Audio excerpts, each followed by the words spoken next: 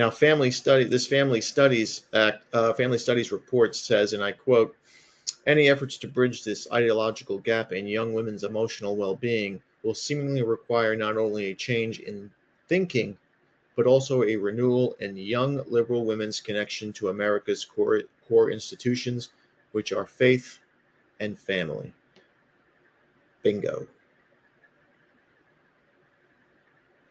The problem with that is, if women are going to turn back to core institutions, and these aren't just American core institutions, these are Western core institutions. This is not American, this is not Anglo. They're the ones who ruined it. This was from Western civilization, the Greeks and the Romans, who spread it all along with Catholicism. The problem here is that women are going to have to submit. They're going to have to admit they're wrong, which they never like to do anyway. They're going to have to change their ways. They're going to have to repent for all the damn sins that they've done.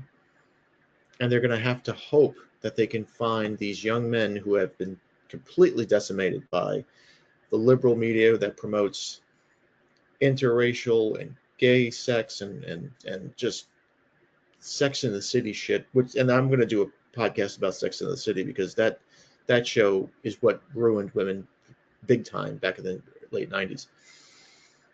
But women are going to have to turn back to the faith and family tradition, the faith and family connection to greatness. I don't know if that will happen in my lifetime. I hope it does. It may or may not. But this is all on women now, not on men. Unfortunately, men, this is one thing that men cannot cure. We can do almost anything, but we can't convince women to be women again. All right. Thank you again for watching. Please like, subscribe, comment, and share. Be careful out there, my friends. Satan is always busy. We took a day off from politics to talk about some culture. Be a man, have a backbone.